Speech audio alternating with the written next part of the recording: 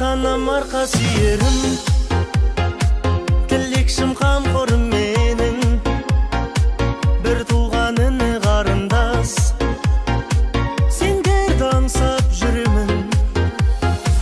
Отбасым ол қызым жарым, сендерге арналған барым, гүлденер думанды бағым, сендер деп атады таңым. Өз үйім ошағым